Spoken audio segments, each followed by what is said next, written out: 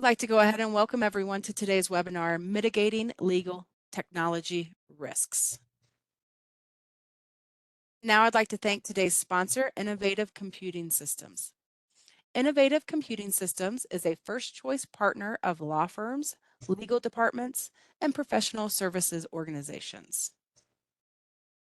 We are excited to be joined today by Matt Smith and Robert Padilla. Matt Smith has been with ICS since the summer of 2022 and has 20 years of experience in the managed services industry.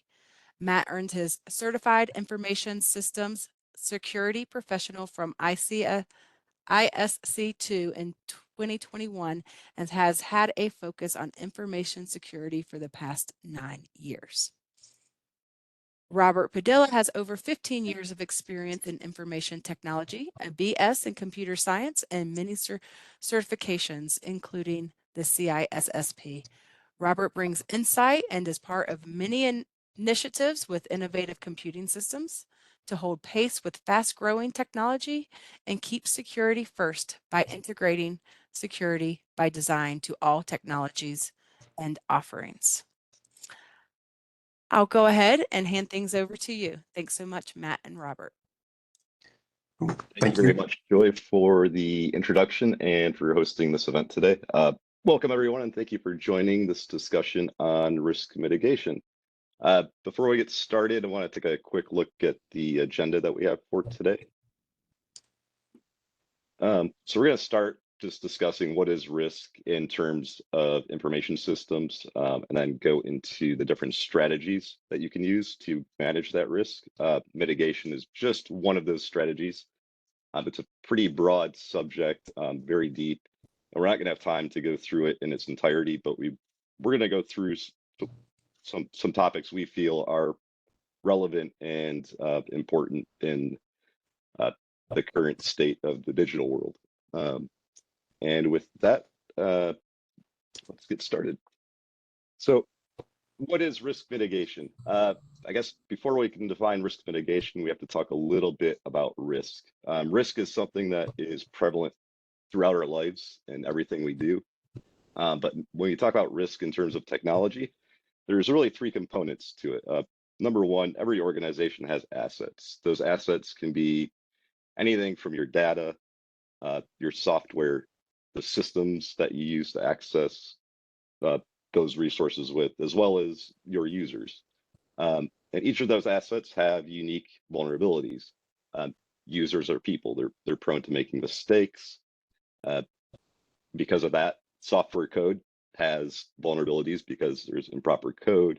So it's just kind of prevalent throughout. The human error in things creates a lot of risk. And then, of course, there's threats out there, such as bad actors, the threat of having a system go down unexpectedly. But the focus today is really going to be on threats from a bad actor perspective, and how you can manage the risk using various techniques. So aside from risk mitigation, which is modifying risk, the third bullet point here, risk mitigation is basically you're not going to be able to eliminate risk. It's unavoidable. It's always going to be there, but you can lessen the impact of the footprint it has when something bad happens. All right, and we do that through implementing different controls, whether they're technical, operational, or physical. An example: everyone, I'm sure, drives a car. You wear a seatbelt in case of a car crash, right? Yeah, and you can also transfer risk, right? So you get in a car crash, hopefully you have car insurance, they can help pay for the damages. Similarly with technology, you can get cyber insurance. The insurance company will cover you in the event of, say, a ransomware attack. And that's not just covering your losses for the attack as far as like assets, but time that was lost from your employees not being able to access your systems and do their jobs. You can also avoid risks. And what we mean by avoid risks is really from a regulatory perspective. So if you think about it, if you do the speed limit, chances are you're not going to get a fine for going over the speed limit. Similarly, if you stay within compliance with your regulatory standards that you might have to adhere to, say PCI, for example, you avoid big fines or penalties from going outside those standards. And then last, you can accept risk, right? You kind of have to at some point. Everybody drives their car back and forth to work or go to the store, even though there's a chance that you might get in an accident. Similarly, we all use email to transact our business, communicate with our clients, vendors, things of that nature, even though there's a risk of a phishing attack. And with that, I'm going to hand it over to Robert, and he's going to dive into some of the other risk mitigation strategies. Cool. Thank you, Matt. All right. And so now that we've clearly defined what risk is and we've discussed a few different ways and techniques of mitigating those, let's go into some of the mitigating controls that we use in the world of cybersecurity, starting with asset inventory. So we start with asset inventory because it's one of the foundational steps for all other risk mitigating controls. Ultimately, you can't protect what you don't have. To just cover what a technical asset could be, it could include but not limited to workstations, servers, networking hardware, mobile devices, virtual hosts, power supplies, applications, printers, and many other Internet of Things devices that connect to the internet. So in addition to knowing what all of your assets are and accounting for all of them, it's also important to know what data is going to reside on each type of asset. Where is your critical data at? Is it just on your servers? If it's just your servers, is it only your cloud servers, or is it on on-premise servers as well? So all of those devices need to be identified and what type of information that they're going to store. Ultimately, if you have sensitive data on workstations, mobile devices as well, then there's going to need to be security controls implemented on those to protect your data. So I want to do a quick brainstorm question, and this isn't one of the polling questions, but just think to yourself, how many assets does it take for an attacker to compromise a network? And I'm going to circle back to the answer to that here briefly. So to give a couple of bullet points here of some reasons why, additional reasons why we do asset inventory. And just for a quick recap, a poor asset inventory leads to a false sense of security. Reports that you get, they're going to not include some of these assets that you have that you don't know that you have. It could also later cause problems for data leak, missed patches. You also have an increase of vulnerabilities that you're not aware of. And ultimately, if your business gets compromised, there's going to be a potential higher impact. So circling back to that question now, it only takes one unidentified asset to become the starting point of an attack. And that's even more so why it's important to keep a good asset inventory. So in addition to there being difficulty, it could also cause issues and costs down the line when you're trying to upgrade.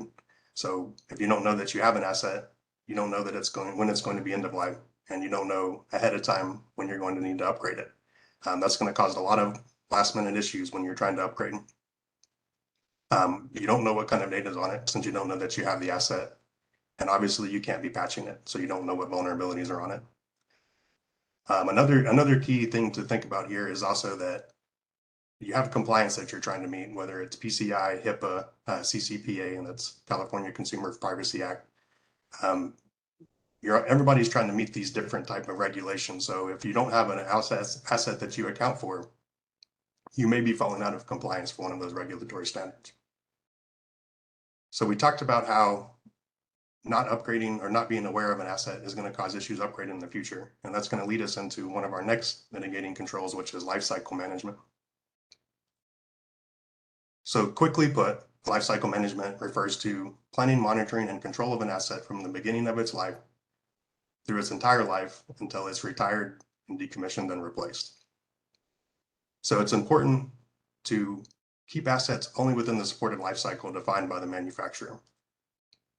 Going out, once you go past the end of life for the manufacturer, at that point, that asset quits getting patches. It doesn't get any type of support that it would have had for supported systems that are not end of life. And there's going to be vulnerabilities in those systems that you're not aware of.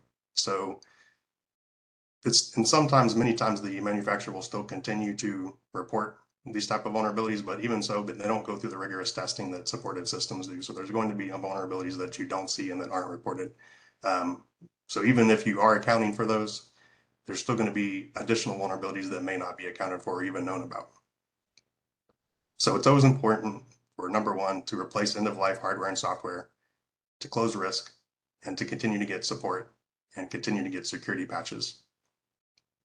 A lot of the time, and most of the time, what we recommend in the best security practice is to plan these upgrades ahead of time. So some general suggestions for that. For workstations, 3 to 4 years. You can actually do like a third of the workstations each year, and that helps spread out the cost. That's a good recommendation. And then servers, probably about every 4 to 5 years. Networking equipment, about every 4 to 5 years. Ultimately, though, you just want to follow the manufacturer guidelines. That's going to be your key to knowing when to upgrade. They will tell you it's going end of life, and be sure to plan ahead of time. And at that point, you'll be less likely to incur additional costs or incur any type of obstacles as you're upgrading.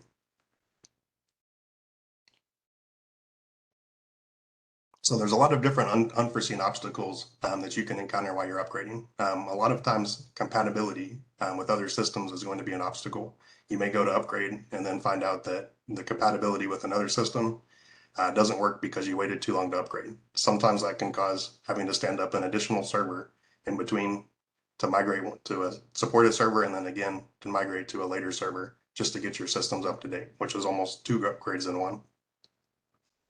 So below you'll see I have why to follow a lifecycle management plan on your screen. So I've kind of created 4 M's. It's sort of an alliteration that hopefully it helps you to remember it. So it's mitigate, maintain, meet, and minimize. So to start off, we want to mitigate the risk of unpatched systems and software that are no longer supported. Secondly, maintain compatibility with systems and other software in the environment. Third, meet security requirements for clients, vendors, and insurance. So I want to stop here for a second. So meet security requirements for clients, vendors, and insurance. We all know that we have these requirements. We go through audits each year that we're trying to meet requirements. And we answer these questions because we know that's where our systems are at that time. But if your system falls out of date between 2 different audits, it's possible that you're actually violating a requirement. It's also going to make it harder next year when you go to finish your audit, because you'll have to upgrade those systems on an urgent basis versus have the actual time to plan it out. So again, this is why we say plan for upgrades. Put in a lifecycle management plan that you can adhere to. Right, and then to circle also back to mitigate the risks of unpatched systems and software that are no longer supported. One of the biggest risks and why we do lifecycle management, and from what we've seen in real life, is that end-of-life systems tend to be targeted by attackers. They love low-hanging fruit. That's easy money for them. So do yourself a favor and keep the target off of your back. Keep your systems upgraded. From what we've seen, more times than not, when there has been a compromise, there's been an end-of-life system involved. And help us to protect you. So lastly, minimize technical debt. So you may not know what technical debt is, but simply put, technical debt is the cost of supporting outdated systems outweighs the cost of keeping them current. So in the right side here, you're going to see a little graph, which displays the cost of change when you're upgrading with the optimal update releases. So you'll see the little blue line and how the cost of change changes. And then with the black line at the top, you'll see that the debt exponentially goes up the longer that you wait with upgrading systems that are end of life. So ultimately, and the ultimate takeaway here is that upgrading after end of life incurs additional risk and additional cost. So keeping devices current is not only more cost effective, but it also lessens risk in the long run. Eventually, what will happen if you continue to not upgrade devices is you will have devices that go end of life, and then you won't be able to patch these devices. And patching is also a risk mitigating control, and coincidentally one that we're going into next. So that leads us into patch management. And to give a definition for patching, most of us already know what patching is, but it's the continuous process to apply vendor updates, close vulnerabilities and flaws in software code. So why do we do this? We do this because bad actors are constantly scanning networks and they're trying to find vulnerabilities to exploit. If a bad actor gets into your system, they're going to use these vulnerabilities to move laterally. And to give an explanation of how that would happen, say, for example, there was a workstation that got compromised. That workstation hasn't been patched.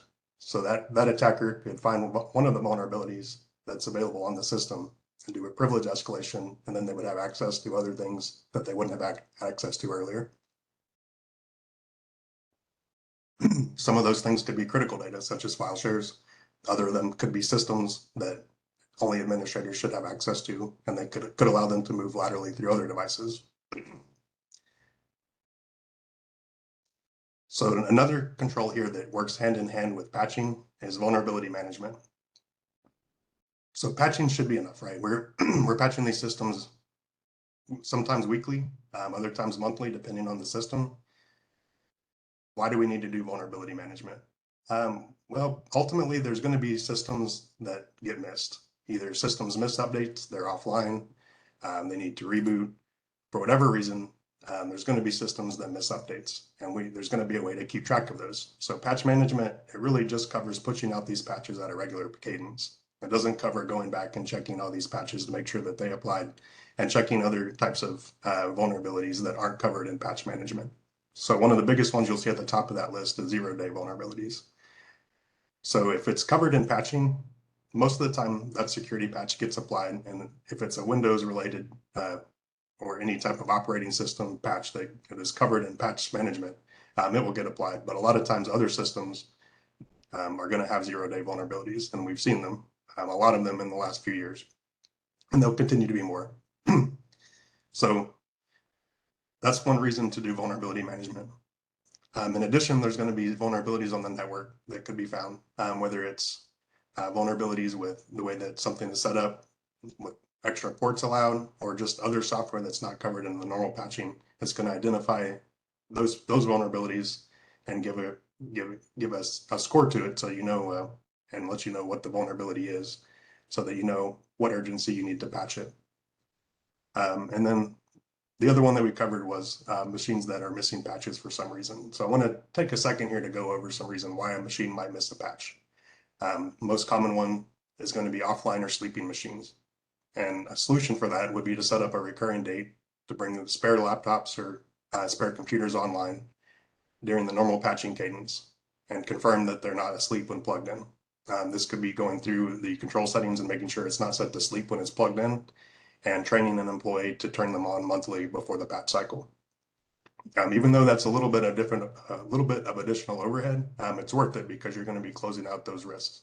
And if something does happen to your system, it's going to be much more cost effective just to have those turned on a monthly cadence than what you would pay otherwise if you get compromised. And we'll go into that here in just a second. So another one is machines that haven't rebooted.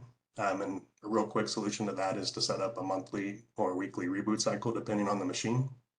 And then the last one would be machines that are behind in patches. So for machines that are behind in patches, the easiest way to get those mitigated would be to do an out-of-band patch cycle. You can continue to do patching on a monthly basis, and they'll continue to get patches. But ultimately, to get them caught back up, there needs to be an out-of-band patch cycle, and then they would just go back into their monthly patch cycle again and be caught up at that point. So a quick cost comparison, regular patching and vulnerability management versus a compromise. What's the difference? So on average, a combination of vulnerability management and patch management is going to cost thousands. A compromise could end up being hundreds of thousands overnight. So it's really not comparable. Vulnerability and patch management are a much cheaper solution than getting compromised. So I want to also take a second here to talk about ransomware. So we all know what ransomware is, but it's been changing in the last few years. So we're familiar with the ransomware where your data gets encrypted, your attacker asks you to pay for it. If you have a good backup recovery system, you don't really have to pay the attacker. You just go recover your data, take it offline for a little bit, put in the mitigating controls to make sure they can't get back in and bring your data back up. But that process is changing now. So instead of just trying to encrypt your data and get you to pay up to get your data back, attackers are getting more creative. They're doing ransomware because it's a big industry. Cybercrime is huge and they're making money off of it. So they're going to continue to go after it. So instead of trying to get you to pay for your data now, what they're doing is they're trying to ruin brand and reputation. And if you choose to not pay up after a few days, they can go to your clients using reconnaissance, find out who your clients are since they have access to that data, and they'll start reaching out to your clients and telling them to call you to pay your ransom. And it's getting to be a pretty brutal and negative world. So that can have a really lasting impact on your reputation and brand. So it's better to make sure that you have good mitigating controls in effect, so that if something does happen, your network gets compromised, It prevents those attackers from moving laterally and getting access to client data and sensitive data or mission critical data. So to re-emphasize here, patching and vulnerability management go hand in hand. And without scanning your system, you're not going to even know what type of vulnerabilities are lurking around for attackers to access. And with that, I'm going to go ahead and hand it back to Matt. He's going to go over our next mitigating control. It's identity management.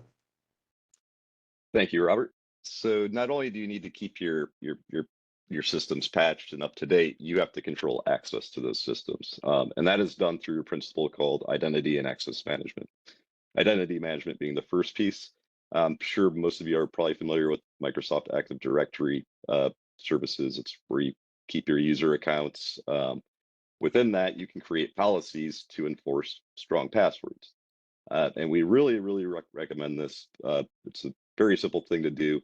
A recent study by ISC2 found that 80% of breaches were due to weak or mismanaged credentials. If you're not familiar with ISC2, they are a nonprofit organization solely focused on cybersecurity. They've got over 600,000 members or somewhere around that right now. Robert and I happen to be two of them. But anyway, there's a little graphic up here that kind of really speaks to the importance of password complexity and length, right? The shorter and less complex a password is, the faster and easier it is for an attacker to crack that password.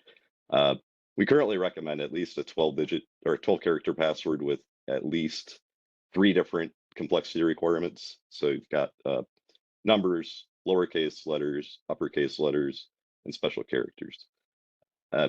Again, we recommend at least 3 of those, the combination, along with 12 characters, though the industry, I think, is starting to move to 16 characters now. So just be aware that passwords are only going to get longer as time moves on. And that creates problems because users forget those long passwords, right? So what we recommend, instead of just using, the typical everything in a, a straight line password, use a passphrase, something that's memorable to you, maybe your favorite song or lyrics from your favorite song. The example I have up on the board is Don't You Forget About Me, song by Simple Minds.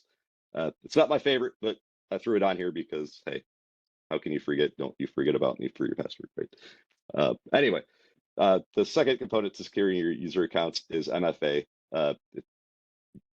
So MFA, if you're not familiar with it, it's something you know, something you have, and something that you are. So something you know is your username and password. Something you have is going to be a mobile device app, such as Duo, or something along those lines. It might be a physical RSA token that you plug into your computer, or key fob. And then something you are, biometrics, eye scanners, fingerprint scanners. Those are really prevalent on mobile devices, your phones. Everyone's using those nowadays. And then the final component here is you've got these directories sitting out there, but you have to properly maintain them. You don't want a bunch of inactive users in your system, because those accounts are going unmonitored, just sitting out there. Their passwords aren't changing or anything. So we recommend just, you don't have to delete the accounts, but just disable them, put them off into a different container in Active Directory somewhere. And then frequently review your directories for those inactive users, whether that's once a quarter, once a year, whatever fits your business needs. Next, we move into access management. So this is basically controlling, you've got your users. This is controlling what they have access to. And the easiest way to do this is through the use of access groups. So for instance, you've got an accounting system. You only want your accounting users to have access to that system, so you put them in the accounting group. But then you can use that same group to, say, apply permissions on a file share just for the accounting group, right? So using groups makes it really easy, and not just to apply the control, but to actually track it. You can see who has access to what just based on what group they belong to. And you want to limit each user group to only the resources they need. So the least privilege is the concept here. If they're in accounting, they don't need access to the operational share on the server, then just don't give it to them. Next is don't allow IoT or employee-owned devices on your network. Those devices aren't being managed. You have no idea what's on them. We recommend, unless there's a valid reason for an employee to have their personal phone on your wireless, keep it on the guest network. And that flows into the next topic here, which is network segmentation, right? So for your guest network, only allow access to the internet. Make sure there's no internal resources that are able to be accessed from that network. You can actually also limit access between internal resources as well. Not all servers have to talk to one another, and specifically, you can drill down into the specific ports that they want to communicate through, and just limit it to that communication. And what this does is it really limits the attacker's ability to, if they get into your network, it prevents them from accessing everything, right? Unless they get a super user account or something along those lines. Next is MDM and conditional access. MDM is mobile device management, and this is used to primarily if you've got company-owned phones or mobile devices that you provide your employees. It gets a little sticky if they've got a BYOD device as far as if you can deploy this to it or not, but it basically manages the application lists on those devices, keeps track of where they are, gives you the ability to remote wipe the device if it's lost or stolen. Really good system to have in place.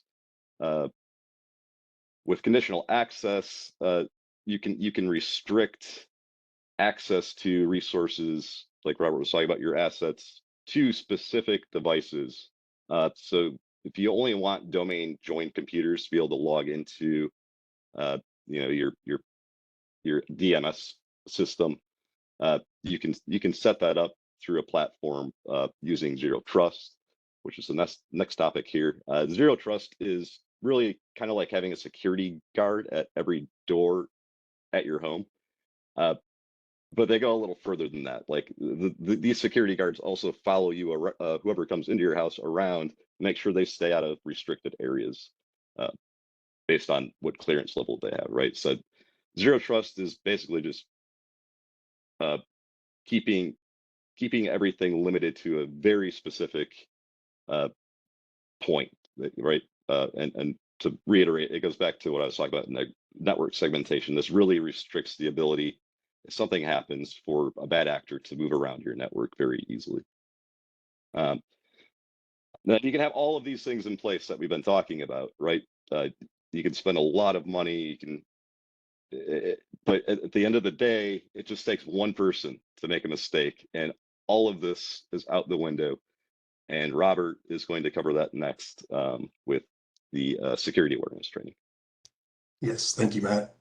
So security awareness training is probably one of the more exciting controls of all of these controls. So far we've talked about asset inventory, patch management, lifecycle management, identity and access management. And all of those are technical controls that we put in place to prevent attackers from moving laterally or getting access to your network. Ultimately, though, all of the technical controls that you can put in place are ineffective if there's a user that responds to a phishing email, gets their account compromised, and allows the attacker access. And this has been one of the most effective ways of getting access to networks in the past for attackers, and it's why that we cover it as one of the main security controls. So to go over some quick statistics here, a good social engineering attack will bypass all of the best defenses and expensive tools that are available. So even if we put all of those controls in place that we've discussed in the previous slides, an attacker can get through if that user responds. So in 2022, there was 300,000 victims of phishing with a total cost of 44 million. The cost in 2022 for ransomware was 49 million, so very close. And that kind of puts in perspective how bad phishing is. In addition, the employees that were phished, if it leads to business email compromise, could be a lot worse. The resulted loss in revenue was 2.4 billion in the US in 2021. That's both higher than phishing and ransomware combined. So obviously this is a big threat that we need to be aware of and find some sort of mitigating control for. So in 2023, we have a new threat on the horizon, which is generative AI. So with phished emails from business email compromise, that usually comes from spear phishing, which ultimately is an attacker who's doing reconnaissance on an environment, and they're specifically targeting that email to a specific individual, say a finance individual who has the ability to send a wire transfer. or somebody in the environment that has an ability to buy gift cards. These are both types of attacks that we've seen in real life, and something that we need to be more aware of in 2023 with generative AI, as it's become easier for attackers to do reconnaissance and faster to craft emails. So to reiterate, the ultimate point here is that the human element in the system is the weakest, and an uneducated human introduces risk into the environment. So what can we do? Well, that's what this slide is about, security awareness training. We can train these employees to be aware of what to look for and be aware of what to do in these type of situations. So in addition to doing security awareness training, yes, we do have some other email security offerings in place, and there's other email security tactics that you can do. So enterprise level mail protection is one of them. That includes such things as spam, phishing, impersonation protection, sandboxing and URL rewriting for links. Those are things that help. But ultimately, we need interaction from the users, and we need the users to be aware of what's happening. Otherwise, even with all those technologies, there's still going to be some emails get through, and it still is a risk of getting compromised. So ultimately, only the human can stop it. And that's why it brings us to the human firewall. So what can we do in order to train these individuals to be aware of, one, phishing emails, but also other security threats? So we have two different types of training. We can do security awareness training, which is a broader training just on more recent threats, not just phishing, but also, or not just social engineering, but other threats as well. Different tactics that attackers are using in today's age and this year. And then also we can do phishing campaigns and post-phishing campaign training. So just to do a quick recap on what phishing campaigns are, in case nobody's aware. So a phishing campaign is whenever we launch a campaign and we send out a bunch of fake phishing emails. One, to see if we can get employees to bite on them, but two, to also increase the employees' awareness so that they're on the lookout for types of phishing emails and they know what to do in those situations when they get one. So they're definitely helpful. We have a couple of different stories that we could share. One of them is a story about a firm who they had some users bite on gift cards in the past. We implemented a phishing campaign for them specifically targeting gift cards, and then in the process noticed that they were biting on a particular email that we had composed. So in the next phishing campaign, we composed that email again, and then found out that instead of actually clicking on the link in the second phishing campaign, that they were actually going through the proper validation steps to make sure that it was a legitimate email. So this is a good proof of concept that training does work. Sometimes you do have to do multiple training sessions just to kind of give opportunity to end users to really learn it and grasp it. But it's a key risk mitigating control that must be used. Ultimately, you see the numbers on the screen and they don't lie. You can put all these other mitigating controls into effect, and the ultimate takeaway is that if you don't educate your employees and you don't hold regular trainings for your employees, there's going to be a major weakness there. And you really want your employees to be able to identify different security threats, not only just phishing emails, but if they see a suspicious activity on a network, suspicious file type, you want to be able to have them recognize that and escalate it and ring the bell as necessary. So definitely, even though asset inventory is really not a prerequisite for security awareness training, it is still just as important as all of the other mitigating controls. All right, and that is our last topic for risk mitigating controls, and we're going to go into our polling questions. Before we do go into our polling questions, I just want to remind everybody that the questions that we chose, they don't necessarily have a wrong answer. They're all answers that are valid, but some of them are better than others, and some of them are going to be better for your firm than it may be for a different firm. So whenever you're going through these polling questions, just choose the answer that you think best works for your firm, and we'll go through and we'll discuss the different answers. And I'll go ahead and hand it back over to Matt for the first polling question. All right, thanks, Robert. All right, polling question number 1. The goal behind regularly scheduled security awareness training is, and we've got 4 options there. We'll give you guys a few seconds to answer those, and then we'll go through them. And we were going to add some Jeopardy music, but we forgot, so I apologize.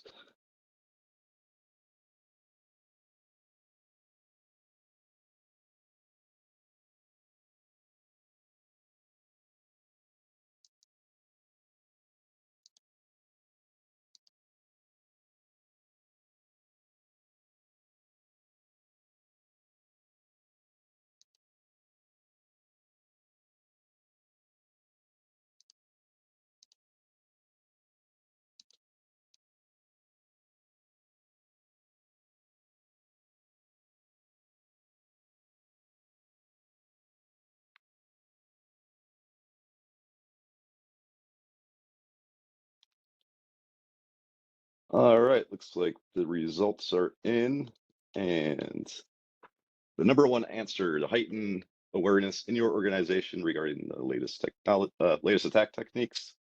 62% of the vote. That's awesome. That is the best answer. We honestly weren't expecting that, so good job, everyone. The next one is coming in at 24%. Increase the security posture of your firm. That's a great answer, and by no means mean. Again, no wrong answers here. The next one, we will add one vote for it, is make it easier for employees to detect phishing emails. That is also a great answer. Meet a requirement got 0 votes. I'm kind of shocked. But anyway, it doesn't really matter what the goal is. The end result's the same. You're accomplishing each one of these things when you're doing regular scheduled security awareness training. So up next is Robert with the second question. Cool. Thank you, Matt. All right, so polling question number 2. So we have sort of a problem here. So since the increase of work-at-home employees, many firms have decided to keep spare laptops that can be shipped out quickly in the event of an emergency. So after reviewing the monthly patching report, it is determined that these machines are behind in patches due to being offline. What is the best solution for handling the vulnerabilities on these machines? So option 1, we can create a regular schedule to turn these machines on during the regular patching cadence.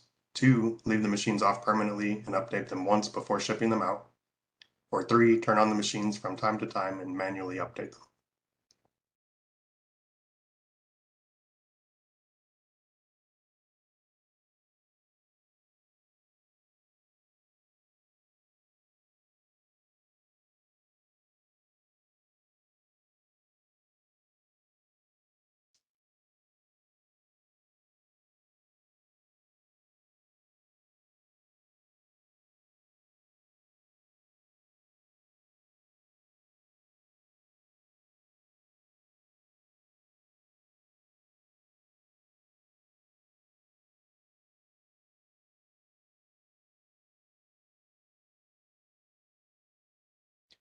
All right, looks like the results are in. And again, kind of astounded that we have an overwhelming vote for A. So I'm going to go through each of these as we kind of stated earlier. There's not necessarily a right answer. It's just which one works best for your firm. So number 1 is also what we would consider the best security practice. So the pros of this regularly turning on these machines during the patching cadence is, 1, that it ensures the best security posture for your firm on a month-by-month basis. It also provides a time cushion for issues to be encountered when updating, so that when you can get the laptop sent out faster in that situation. The cons is the overhead that you have to connect and turn on the laptops, and most likely assign an employee to do that on a monthly cadence. So the second one that we got answers on was C. So again, none of these are wrong. So C is an option that we wouldn't recommend, or option 3 is an option that we wouldn't recommend. And the reason for this is really it does do there's a couple pros with it. So it helps to avoid a large amount of updates, such as the case of using option 2. And it's still reasonably fast to get the laptop out. So some cons is there's still additional overhead for managing missing updates on these machines, and the time to manually update them. So one is there's going to be risks that there's updates installed that aren't yet approved if you do it manually. There's going to be risks of installing updates that are no longer needed, or they're superseded by newer updates, and just wasted time. Also, the security posture is still impacted. Because they're just being updated from time to time. When you go to do monthly reports, a lot of the times these machines aren't going to be accounted for, and they're still going to show missing updates, even though they are really actually getting updated from time to time. But if we just update them in the actual monthly cadence, that helps increase the security posture, and also reduces the overhead for trying to keep track of the vulnerabilities on them. So I'm surprised we didn't get any hits for number 2, but I want to discuss that one too, because even though it's not a best practice, it's not a bad practice. So the machines staying offline actually don't pose a security threat, since they're actually offline, they're not accessible, and an attacker can't get to them to exploit any vulnerabilities on them. So that's one pro, and is that they are effectively neutralized while they are turned on. But there's a lot of cons to this. So reports will show a decrease in security posture because these vulnerabilities aren't closed out. It'll still pick them up, still show that they're not closed, and it basically gives you a false report that your security posture is actually a little lower than what it is, because once they get turned on, all those updates are going to apply. Which brings me to another con. So another con is that once you do turn them on, it's going to have a lot of updates to apply, meaning if you need to get a laptop out fast to an employee, it could have stages of updates to go through. That doesn't also account for updates that you could encounter problems with, or just issues with the laptop in general after doing upgrades. So ultimately, we still choose number one because it's the best security practice. One, it keeps your posture up, and also it allows you to send the laptop out quickest, reducing any type of financial loss that you would have encountered otherwise. All right. With that, that is our second polling question, and that brings us to the end of our presentation. So I'll go ahead and thank you all for joining and participating in the questions, and I'll go ahead and hand it back over for questions and answers. Thank you so much, Matt and Robert. And as I see a few questions coming in the chat box, so I just would like to remind everyone to go ahead and feel free to put your questions and comments into the chat and send those to everyone as we go through these. So I'll go ahead and get started with the Ricks that just came in. Well, I guess this is just a comment, just saying, depending on your policies, leaving them offline could cause them to fall off of the domain. Do you have any comments to respond to that? So yes, that's true. If you have a policy that after a time period it gets removed from the domain, then once you try to turn it back on, it has to be rejoined from the domain. Another thing to account for there as well is that any policies that have been applied would have that since they've been offline would be applied once you turned it back off. So that can present more issues when you're trying to quickly get a laptop out. Great, thank you. And thanks for putting that comment in the chat box, Rick. Thank you, Rick. Yeah, now going on, I have a question here that says, should guest Wi-Fi networks use a completely different router than our normal network? No. You can. It's not a terrible practice. But what you're doing by adding that additional router, now you've got another piece of equipment sitting on your network that you have to maintain, right? And that's going to bring its own vulnerabilities and all that stuff with it. The best thing to do for your guest network is just utilize VLANs and your firewall, and just keep that traffic virtually split from the rest of the network. And you can even if you've got multiple internet connections or multiple IP addresses, you can actually route that traffic through a specific connection using a specific public IP address. So it's nothing coming out of that network's actually tied to your data network. Robert, yeah, any other comments on that? Or Nope, I think that's a great answer. It's an additional piece of equipment and an additional point of attack for an attacker. It's better to minimize that if possible. Great, thank you both.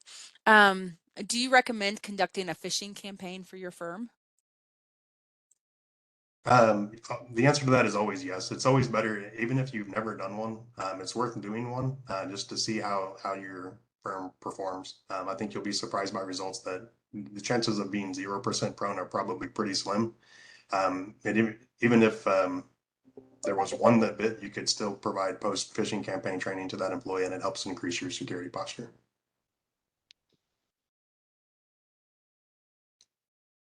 Great, thank you. and doing it regularly is best because it gives you the opportunity, as Robert was talking about earlier, new strategies are coming out with these campaigns, right? And it keeps your employees up to date on what the latest trends are for the attacks. So anyway, just wanted to throw that in there. Thanks for adding that. Okay, and why does a firm need to have cyber insurance? I don't think there's a requirement that I'm aware of. It's a good practice because of the cost.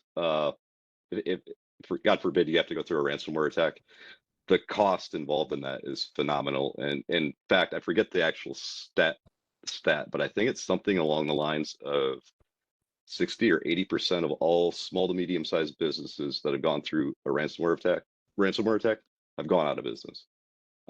So that's why we highly recommend cyber insurance to help cover those costs if the worst scenario happens. Yeah, to add to that, there's two different type of controls. There's controls to to help prevent attacks from happening. And then there's also controls that you have in place in case an event does happen. So if you place all of these controls to prevent an attack from happening, you're still going to have a backup and recovery plan in case something does happen. In the same sense, you still want insurance there in case something does happen. Thank you for that. And this next one is a two-part question. First, how often do you recommend having security trainings? And then how about phishing campaigns? How often? So for security awareness training, I would say our recommendation as of right now is most likely annually, unless you have a requirement stating that you need to do it more often.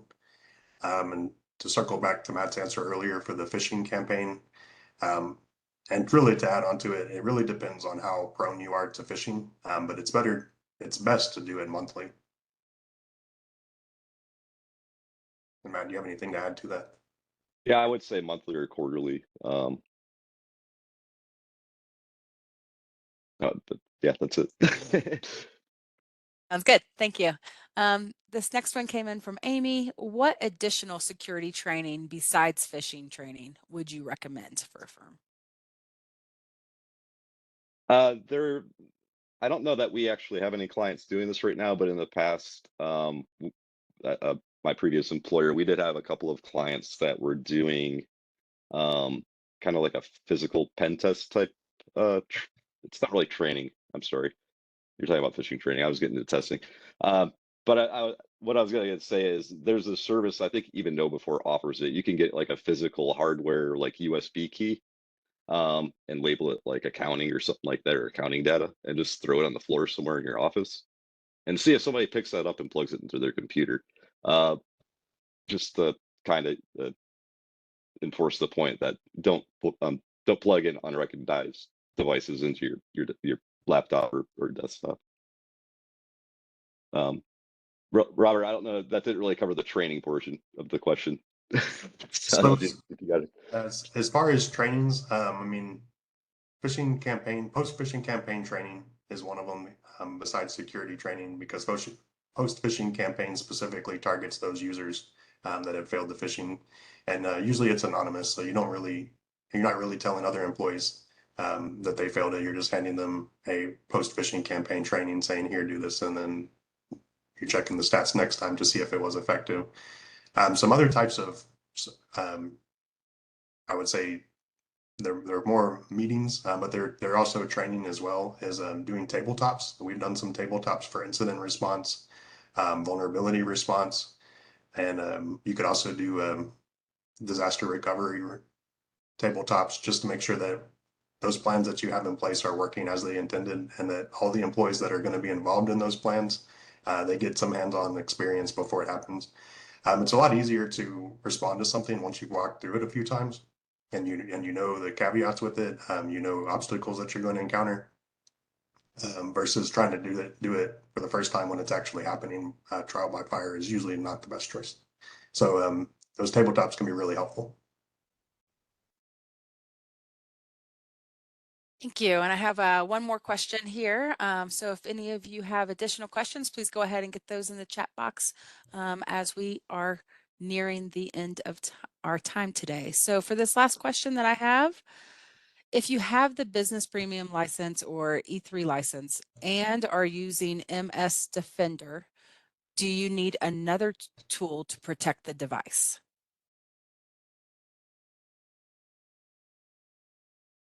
Um, so I need to look at and see what level of defender is being used. But I can speak on Sophos because we typically recommend Sophos. Sophos has an MDR, which is a managed detection and response. Not only is it being asked for in a lot of requirements now that a managed detection and response is implemented, but it's also very helpful if something happens and it does detect that there's something like like ransomware being used on the network. It will actually stop it in real time, and it'll actually isolate that device to keep it from moving laterally. So those type of tools are still really helpful. It's really the question's really specific. We need to see what level of defender is being used.